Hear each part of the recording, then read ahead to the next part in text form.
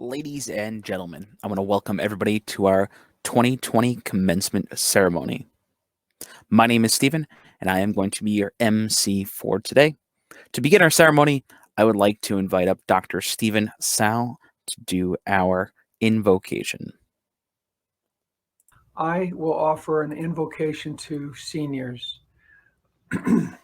Seniors, it's been very difficult, and indeed, it is only by a technological miracle that we are able to gather today.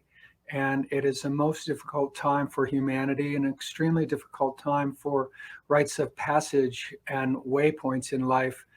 Young adults leaving college, going forward into their adult lives, are marked by remarkable celebrations that this year will be absent. So thank you for being so perseverant in your studies. Thank you for not being overwhelmed by the life shock that has overcome humanity this spring. And thank you for keeping your focus on your education and reaching this momentous moment. Thank you, Dr. Stephen Sal.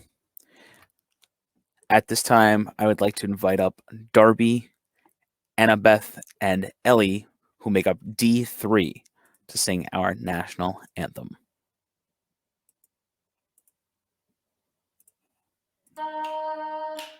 Oh, say, can you see by the dawn's early light what so proudly we hailed at the twilight's last gleaming, whose broad stripes and bright stars through the perilous fight o'er the ramparts we watched were so gallantly streaming, and the rockets' red glare, the bombs bursting in air, gave proof through the night that our flag was still there.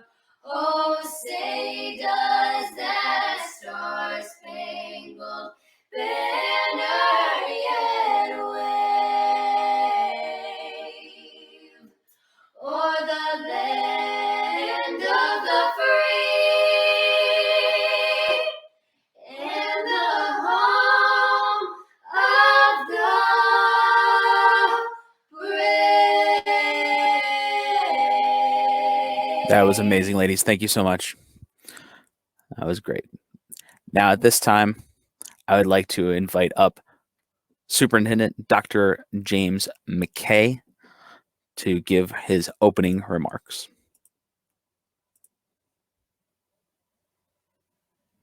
This time represents nearly half of second semester, and from all accounts, I think you would agree this meets the criteria of a significant life event.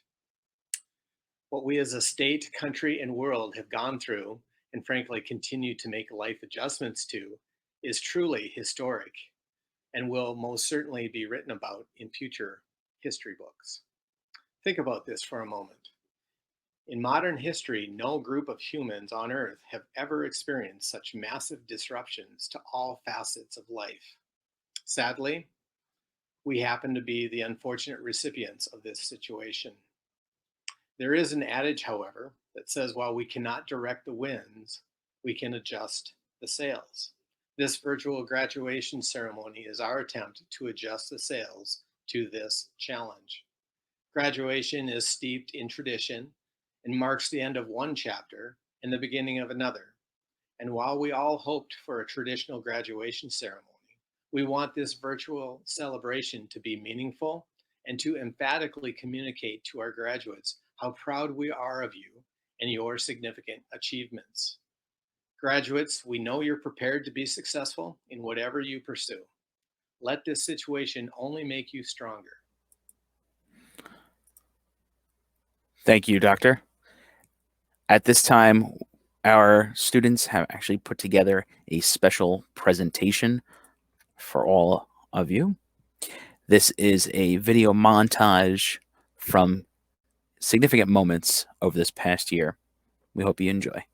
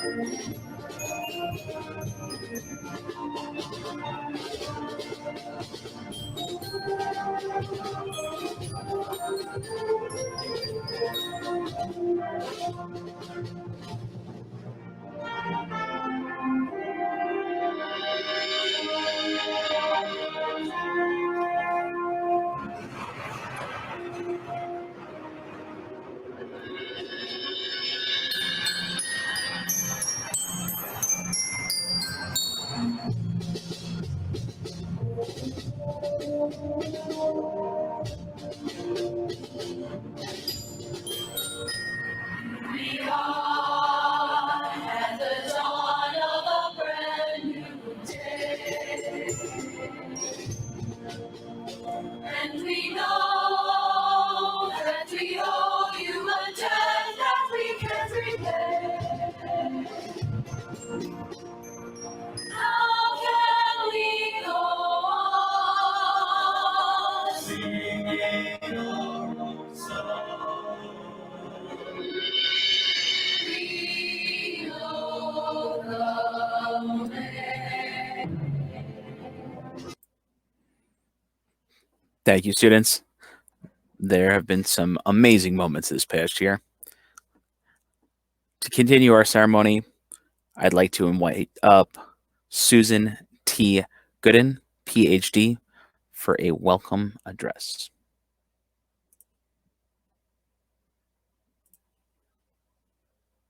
It's wonderful to be here with you today, even virtually. I hope that you and your families are both healthy and safe. If you think back to the beginning of this academic year, I'm sure none of us could imagine that we would end the semester this way. This pandemic has touched all of us, some more profoundly than others. But we are resilient. You are resilient. You managed to finish your coursework under these unprecedented conditions, and today we proudly celebrate your achievements. Thank you, Doctor. At this time, I would like to invite up our cum laude, Damian Garcia, for his presentation.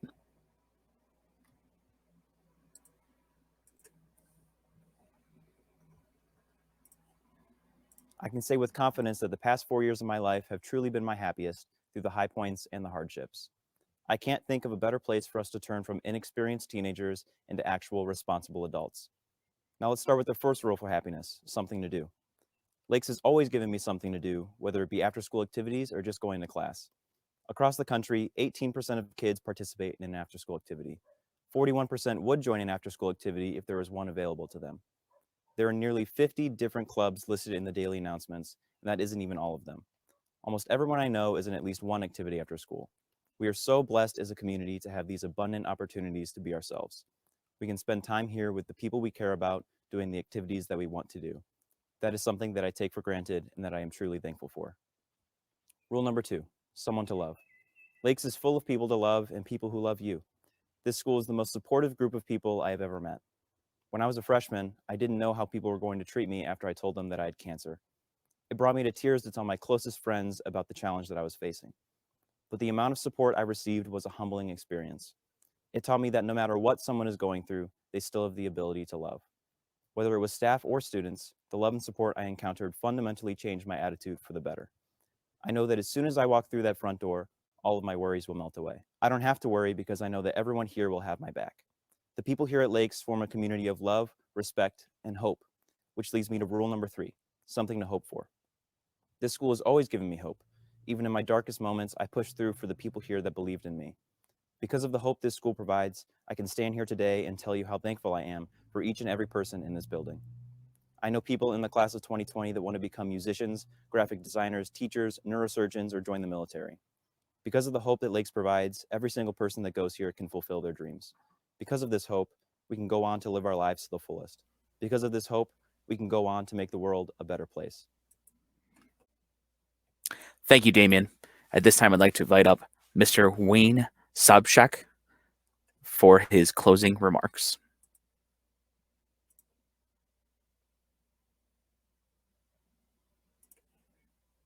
We've had you under our roof and under our wings for the past 4 years. We've watched you mature not only physically, but academically and emotionally. We've watched you accept social and civic responsibilities. We've seen your personalities get molded, fine-tuned, and solidified into the individuals each of you have become, and into the individuals that from today forward, this ever-changing, brave new world will be accepting as you move to the next plateau of your lives. I'm sure getting us to this day was not easy for everyone. For many months, you look forward to this day. Then almost without warning, the final chapter of your senior year was severely disrupted by the closing of the school building and a shelter-in-place declaration by our governor. Who could have predicted that what you anticipated since your freshman year would be changed almost overnight? There's no question that the class of 2020 has been robbed of so many of the traditions that we all look forward to and cherish for life. As bad as that is, there's nothing we could do about it. It was something completely out of our control, and what we do now is learn how to adapt to it and continue to move forward. Actually, for your class, this might be an extraordinary example of what life is like in our world. Nothing is for certain, nothing is guaranteed. We all do the best we can at what we are destined to do, and when the world throws us a curveball and disrupts every family on the globe, we have to respect what we're given, like it or not. We have to learn from it and strive to prevent it in the future while improving our understanding of it. For you as graduates, this goes for every turn in the road in your futures. You don't know when a major roadblock will be put in front of you. You'll have to find your way around it and continue moving forward in a positive direction. That is exactly what we're doing here today. Certainly this road to today would have been much more difficult for everyone if it were not for the wonderfully talented, skilled, caring, and compassionate teachers and staff members that we are fortunate to have here at LCHS. Even though all of the staff is not here today as a group, you can be sure that they're watching this and they too are beaming with pride, knowing that this class of 2020 is ready to face new challenges. It also goes without saying that a great deal of love, guidance, and support by your parents or guardians has also been a key ingredient to each of your successes. The end result? A mature young woman or man ready to move on in life, to seek and accept the next challenge. Some of you will be entering the workforce. Others will be proudly serving and protecting us in the military. Many of you will be focusing on furthering your education, while still others might choose to put future plans in a pause mode and make a direction decision at some later date. Whatever your decision and direction is, we hope that we've supported you by fully giving you the opportunities and the resources here at LCHS to help make that decision as clear as possible. I would like to ask a favor of each of you as today's commencement concludes. First, set goals, even if just small ones, as you move forward to the next stage in your life. Then create and follow a plan to work toward achieving those goals. If you fail to achieve a goal, it doesn't signal an endpoint, it's only a turning point. The failure is a message that says, redirect the path to your goal and continue. Anything can be accomplished if you truly want it. Second, be compassionate and respectful toward others. Others may not have had the good fortunes that you've had, no matter what their economic or social status is. Show others more respect than you would ever expect to receive in return, and whenever an opportunity exists to help someone, please do so. Third, Each one of you is unique with your skills, your talents, your ability to lead, and your compassion for others. Please share some of those talents with your communities. Thank you, Doctor. At this time, we would like to present our graduates.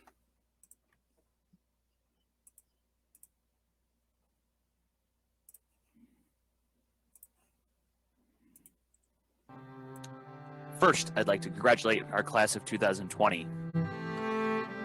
Rose Williams. Thomas Ward.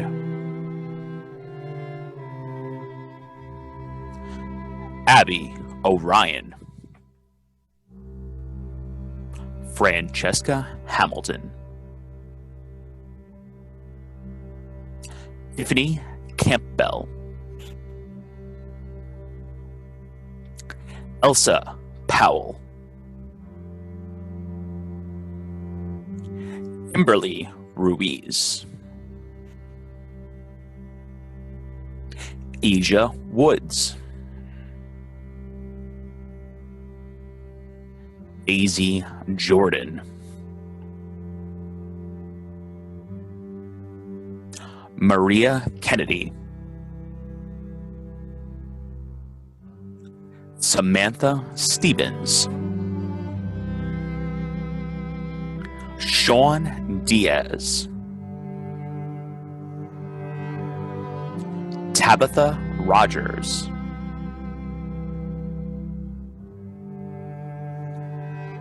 Jamie Blaze. Kim Lee. Kevin Long.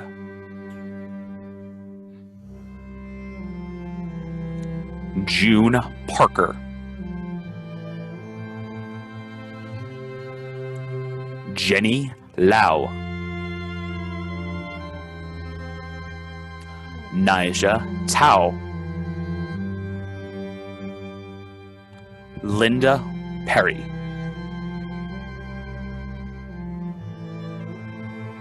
Samantha Brooks.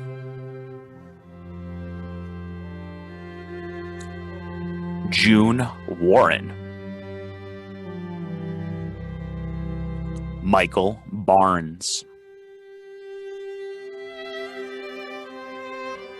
Diana Chen.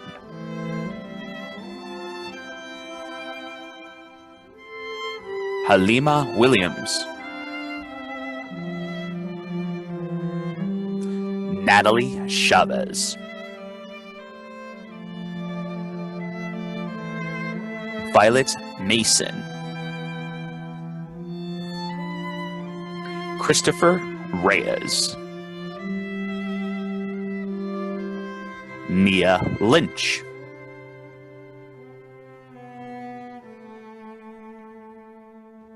Lawrence King. Jasmine Turner. Lily Cook.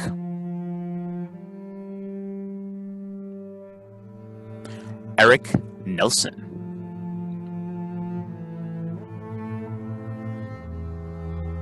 Lori Mason. Kara Lewis.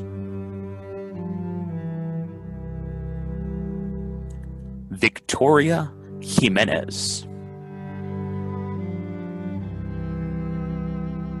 Soshan Adabi.